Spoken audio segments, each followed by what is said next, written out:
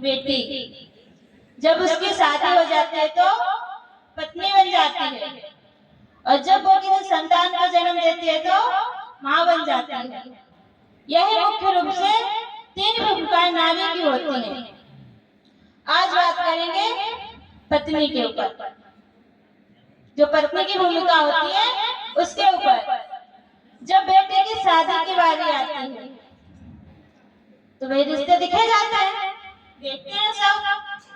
तो जब हम बहू देखने जाते हैं कि हाँ लड़के के लिए बेटे देखने जा रहे हैं, तो क्या होता है कि पहले तो पुरुष लोग जाते हैं देखने के लिए, जाते हैं, पूछते बताते हैं कि कितना क्या पढ़ा है और क्या करती हो। उसके बाद घर आके बताते हैं कि हाँ लड़की ऐसी ऐसी है और इतना इतना पढ़ी लिखी है और ऐसा काम करती है। तो जो हमारी महिलाएं होती हैं वो कहती हैं अच्छा अभी तुमने ही तो देखा है, मेरा देखना तो बाकी है, रिश्ता होगा कि नहीं होगा हम तय करेंगे, चलो हम भी देखने चलेंगे। उसके बाद तो जब महिलाएं देखने जाती हैं तो लड़की आती है, पूछा जाता है कि हाँ कितना पढ़े हो, क्या करते हो, खाना बना लेते हो कि नहीं बना लेते हो, तो बता देते हैं जो भी होता है। फिर क्या कहते हैं, अगर सूट में लड़की आए तो कहेंगे जाओ साड़ी पहन के दिखाओ। अजीब सोचो कि हम बहू देखने जा रहे हैं, अपने घर में से ला रहे हैं, सब नहीं करते होंगे पर कुछ भी कह रहे हैं, क्या कहेंगे साड़ी पहन के दिखाओ। अरे भाई जैसे सूट में दिख रही है वैसे साड़ी में दिखेगी। फिर पूछेंगे अच्छा एक बात बताओ तुम्हें गाना आता है, तो बता देते, बेचारी आता होता है तो बता देते, नहीं आता है तो बता देती है। उसके बाद पूछेंगे कि नाचना आता है, ढोलक बजाने आती है, और बोलते हाँ नाचना तो आता है। तो बोली अच्छा फिल्मी गानों पे नाचना आता है। अब भाई ऐसे बात चल रही थी तो एक लड़की थी, अब उससे पूछा गया कि नाचना आता है, उसने कहा हाँ आता तो है, कि फिल्मी गानों पे तो उन पे भी आता है। बोले ठीक है कि सही है, मैं इसका पसंद है।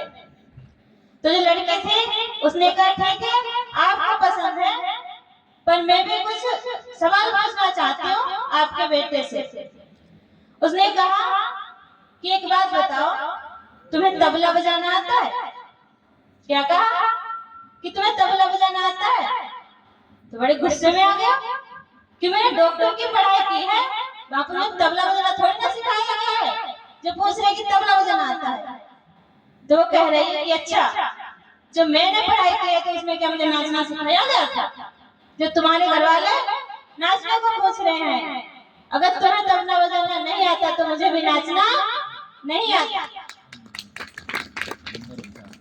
अगर हम बहू देखने जा रहे हैं तो वहाँ पे फालतू के सवाल ना पूछे, उससे पूछे कि तुम्हें बड़ों का सम्मान करना आता है, तुम्हें अपनी मर्यादा में रहना आता है, अपनी संस्कृति में जीना आता है, अपनी जो महान नारियां हो चुकी हैं उनका इतिहास पता है, पूजा पाठ करना आता है, ये महत्वपूर्ण चीजें हैं।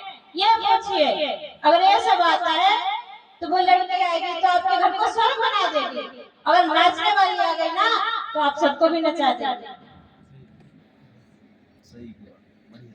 इसीलिए जब रिश्ते देखे जाते हैं तो जो महत्वपूर्ण चीजें होती हैं, जीवन उपयोगी चीजें होती हैं, उन्हें देखा जाता है। और हमारे देश में कैसी कैसी नारियां थी, एक गीत के माध्यम से।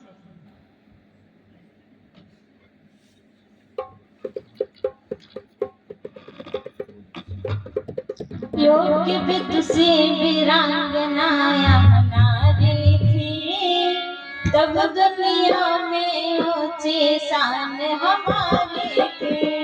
योग्य विदुषी वीरांगनाया नारी थी, तब दुनिया में ऊंची शान हमारी थी।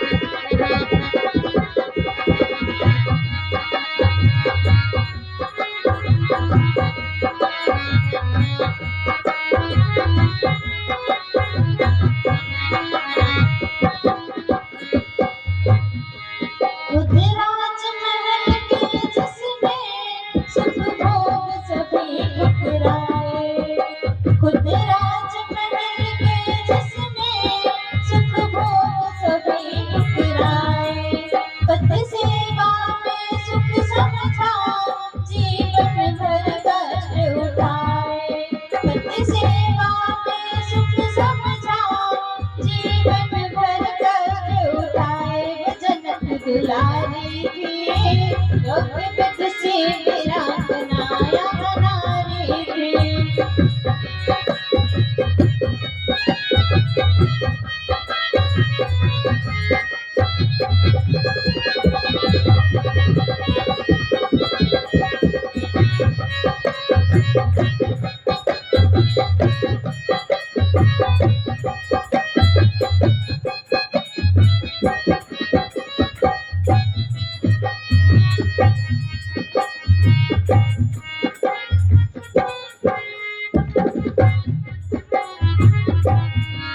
हे जन्म काशी अंधे महाराजा धृतराष्ट्र, हे जन्म काशी अंधे महाराजा धृतराष्ट्र, निज पति देख कर अंधा लिपट आँख पर बांध, निज पति देख कर अंधा लिपट आँख पर बांध, वो गांधारी थी योग विद से मेरा बनाया नारी थी, तब दुनिया में ऊंची शान हमारी थी।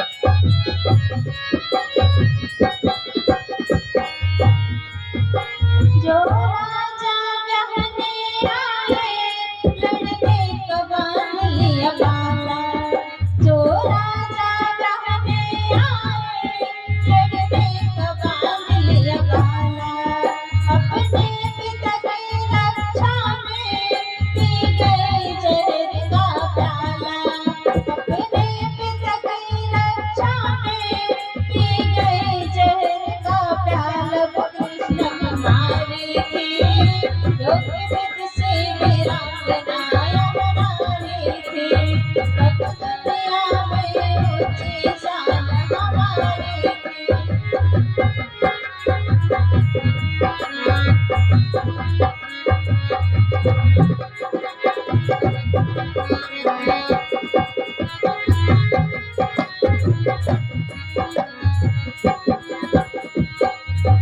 हे भारत देश की बेटी महारानी लक्ष्मी बाई, हे भारत देश की बेटी महारानी लक्ष्मी बाई, भारत की खातिर जिसने गोरों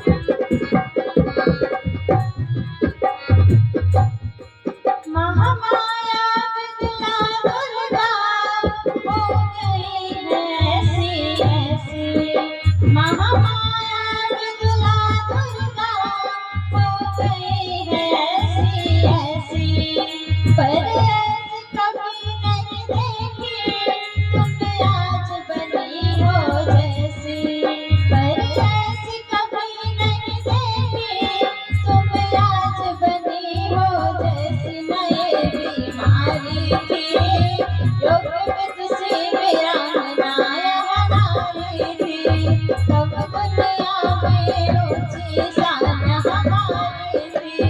योग विद से वीरांगनाएं हमारी थी, तब दुनिया में ऊंची शान हमारी थी, तब दुनिया में ऊंची शान हमारी थी, तब दुनिया में ऊंची शान हमारी थी, तब दुनिया में ऊंची शान हमारी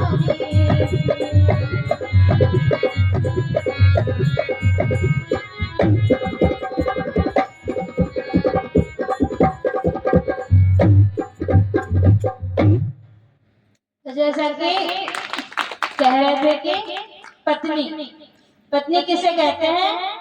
जो पति को पतन से बचाता है उसे पत्नी कहते हैं। पहले हमारे देश में महान महान पत्नियां हुई जो पत्नी धर्म निभाते निभाते मृत्यु को प्राप्त हो गई, लेकिन अपने पत्नी धर्म से नहीं डिगी। आपने नाम सुना होगा विद्युत्तमा का। विद्युत्तमा थी उस समय पर बड़ी विद्वान थी, उसके समान थे पर अधिकतर नहीं थे। ज्यादातर विद्वान जो भी साक्षात करने आते थे उससे हार जाते थे। उसने शर्त रखी थी कि जो मुझे हरा देगा मैं शादी उसी से करूंगी। बहुत बहुत बड़े विद्वान आए पर उसे हरा ना सके, तो विद्वानों को ईर्ष्या हो गई कि एक नारी से हम हार रहे हैं, ये तो हमारे लिए अपमान की बात है। उन्होंने सोचा कि विद्युत्तमा से बदला लेना पड़ेगा, इसे किसी मूर्ख के पल्ले बंधवा देंगे तो हमारा बदला पूरा हो जाएगा। अब इन्होंने खोज करना शुरू की कि कोई मूर्ख मिल जाए हमें जिससे हम इसकी शादी करवा सके। तो जा रहे थे, देखा कि जंगल में एक व्यक्ति पेड़ काट रहा है और जिस टहनी पे बैठा है उसी को काट रहा है। जब इन्होंने देखा कि जिस टहनी पे बैठा उसी को काट रहा है, इससे मूर्ख और कौन होगा, तो उसे बुलाया कि भाई साहब नीचे आना और कहा कि आपका नाम क्या है? तो क्या नाम था? कालिदास। कौन थे? कालिदास अपना नाम बताया। तो विद्वानों ने पूछा कि आपकी शादी हो गई? तो कहते कि नहीं मेरी शादी नहीं हुई। तो बोले अच्छा करोगे? कहा हाँ करेंगे। तो कहने लगे कि शादी तो तुम्हारी हम करवा देंगे पर हमारी एक शर्त है, तुम चुप रहना, जैसा हम कहें वैसा करना, कुछ बोलना मत। उसने कहा ठीक है। उसे भी शादी में जल्दी हो रही थी कि हम शादी कर लें, तो कहा ठीक है हम चुप रहेंगे नहीं बोलेंगे। विद्युत्तमा के पास संदेशा भिजवाया कि हमारे गुरु हैं जो आपसे साक्षात करना चाहते हैं, लेकिन इस समय उनका मौन व्रत चल रहा है, वो बोलेंगे नहीं, सिर्फ इशारों में साक्षात करेंगे। विद्युत्तमा ने कहा ठीक है मुझे कोई आपत्ति नहीं है। गए, सभा लगी। जब सभा लगी तो विद्युत्तमा ने प्रश्न किया। जब गुरु मौन थे तो उसने भी मौन भाषा में ही किया, उसने एक उंगली उठाई। उसके कहने का अर्थ था कि ईश्वर एक है। अब जो कालिदास थे इन्होंने सोचा कि उंगली दिखा रही है, कह रही है कि तेरी एक आंख फोड़ दूंगी। अब कालिदास सोचने लगे कि ये मेरी एक फोड़ेगी, मैं इसकी दोनों फोड़ दूंगा। इसने दो उंगली उठा दी।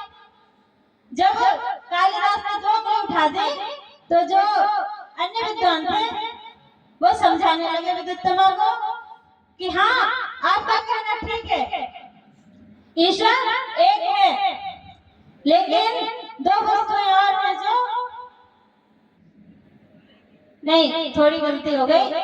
उसने कहा था कि अनादि जो है ईश्वर अनादि है, मतलब जिसका कोई अंत नहीं होता है। तो विद्वान ने कहा ठीक है आपकी बात सही है, अनादि ईश्वर एक है, लेकिन दो वस्तुएं और हैं जो अनादि हैं। वो कौन कौन सी हैं? जीवात्मा और प्रकृति। विद्युत्तमा बड़ी प्रभावित हुई। अच्छा उत्तर था। तो विद्युत्तमा ने अगला प्रश्न किया, पूरा हाथ उठाया। जब उसने पूरा हाथ उठाया तो उसके कहने का मतलब था इंद्रियां 5 हैं।